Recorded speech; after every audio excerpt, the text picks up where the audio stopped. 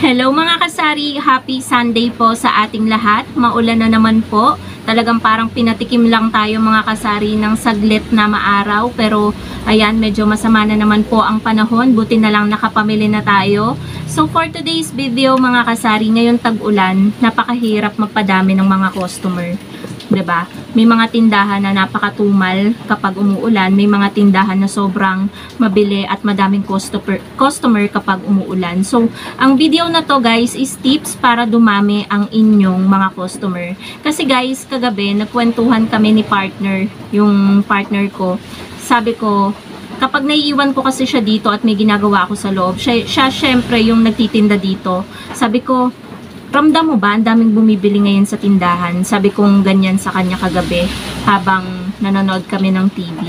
So sabi niya, oo nga, madaming bumibili. So eto guys, gusto kong i-share sa inyo kung ano-ano yung mga ginagawa ko dito sa tindahan na sa tingin ko, ito yung nakapagpadami ng mga customer ko ngayon. As in guys, ang dami kong customer ngayon na hindi dati bumibili sa akin. Pero ngayon dito na sila bumibili. At madami ding mga construction worker guys na mga bumibili dito palagi. Every morning, sa tanghali, kapag break time, tapos sa gabi, yan, bago ako mag-close, nabibilihan na din sila lahat.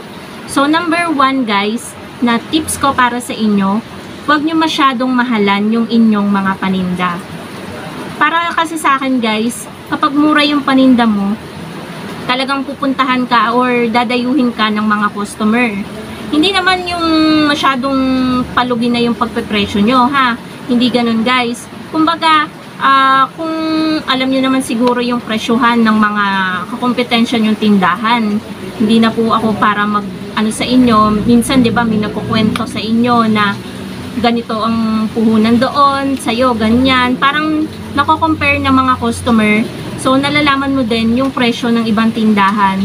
So para kasi sa akin guys, mahalaga sa customer na nakakabili sila sa isang tindahan na mura yung paninda na mas mababa sa iba, kumaga ng piso, 2 piso, para kasi sa mga mamimili, sa mga customer natin, sobrang mahalaga na, ayun nga, nakakasave sila kahit papano, kahit pasabihin natin na piso lang yan, 2 lang yan, para sa kanila is malaking halaga na po yun. At malaking pasalamat na po ng mga customer doon na may nabibilhan sila na hindi ganun kalaking magpatong. Kasi sa panahon ngayon guys, so sobrang mahal ng mga bilihin. Yung matitipid nila, maaring pambili pa nila ng isang Magic Sarap, isang Nor Cubes, 'di ba? Malaki po 'yun talaga yung impact sa customer nun kapag hindi mahal yung pagpapatong natin. Pangalawa, kapag alam mong mabenta ang isang item, huwag kang magpawala. May notes kasi ako dito guys, kaya tumitingin ako sa baba. At ayun na nga, basic na basic lang to. Syempre bilang isang tindera, alam mo yung fast moving sa sari-sari store mo. Kumbaga, araw-araw laging may bumibili nito sa tindahan mo. Kaya ang gagawin mo, huwag kang magpapawala kapag alam mo nang paubos na yung item na yun. For example, yung suka. Kapag alam mo paubos na, mamili ka na. Kasi alam mo naman na araw-araw may bumibili nun sa'yo. Para guys, kapag dumating si customer, hindi na siya pupunta sa iba. Laging sa'yo ang punta ng mga customer. Ganun guys, yung benta mo na napunta pa sa iba, wag ganun. Kaya dapat bumili ka lagi na ng mga items na alam mo naman na mabili sa tindahan mo. Ganun. So, pangatlo mga kasari, wag sara bukas yung tindahan mo. Kasi guys, nararanasan ko yan eh. Hindi naman sa tindahan ko, hindi kasi ako ganun guys, na sara bukas. Dito guys, madalas ngayong tag-ulan, lalo nitong nagbagyuhan, malimit na yung 2 tindahan dito sa labas, isarado. At simula talaga umaga hanggang gabi, hindi talaga sila nagbubukas. Hindi ko alam yung reason kung bakit. Pero ayun na nga yung gagawin kong halimbawa. Wait lang guys.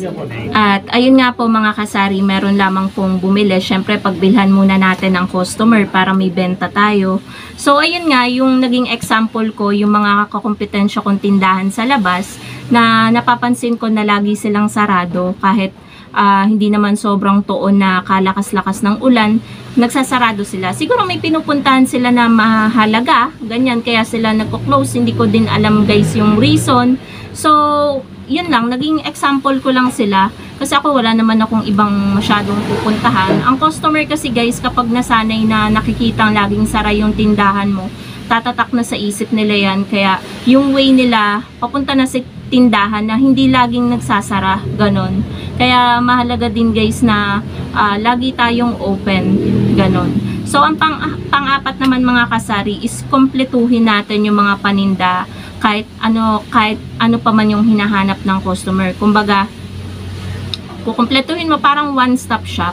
May GCash ka na, pwedeng mag-cash in, cash out, mag-load, magbayad ng mga bills, may bigas ka, may mga pang-ulam ka, ganyan, may mga toyo, suka ka, may sibuyas, bawang ka, ganon. Yung parang kumpleto na, wala nang hahanapin pang iba yung customer, kundi sa'yo lang bibili, hindi na pupunta sa iba.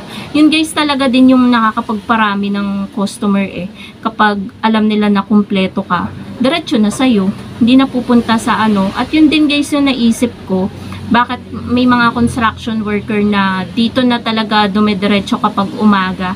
Bumibili sila kasi kapag construction worker guys, yung mga dayo dito, korpo daw sila sa pagkain, kumbaga tapong-tapong.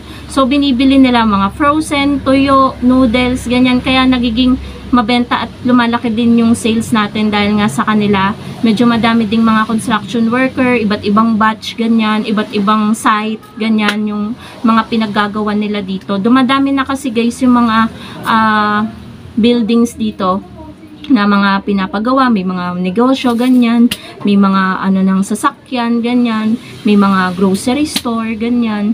So, kainan, mga ganon yung mga itinatayo dito. Mga nabibili na nila yung mga lupa na mga bakante dito noon. Ngayon, mga ano na, nabebenta na ng may-ari, kaya dumadami na din yung mga establishment. Pati mga construction worker, dumadami din. So, naghahanap sila ng tindahan na mabibilhan na kompleto na. Ganun. So, panglima po is yung ayusin po natin yung serbisyo natin.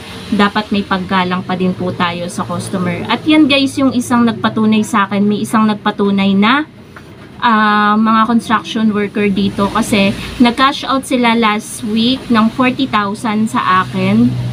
So, sabi nila, dito na daw sila lagi magka-cash out kasi yung kina-cash outan daw nila, napakasungit daw ng tindera. So, yun guys yung sinasabi ko sa inyo na kailangan nating maging maayos yung pagsiservisyo kay customer.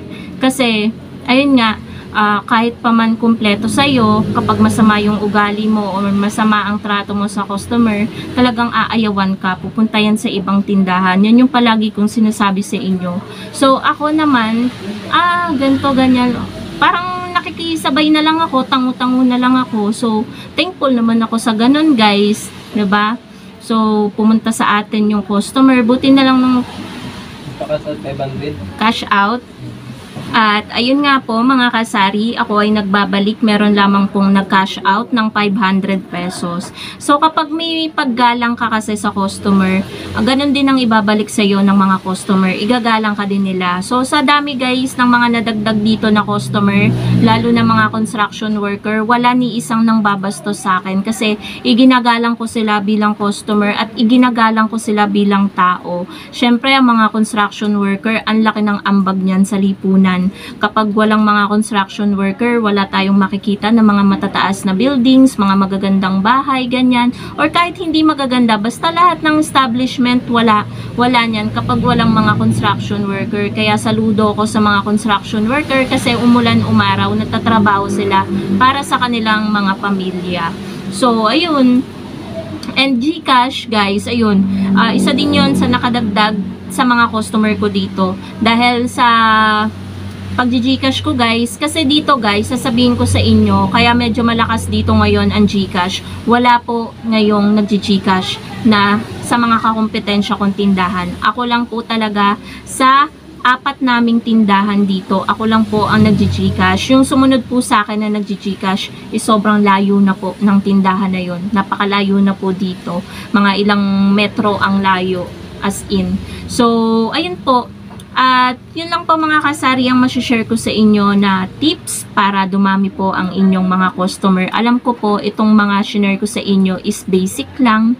And marami kasing mga bago kong viewers or mga bago nating kasari, kakasubscribe lang sa ating channel. So, ito ay para sa mga baguhan, yun, na nag-iisip kung paano dadami yung kanilang mga customer kasi nga nag-i-start pa lang sila. So, ito guys ay magandang tulong sa inyo, magandang tip sa inyo para i-apply nyo para dumami din po kahit papano yung inyong mga customer.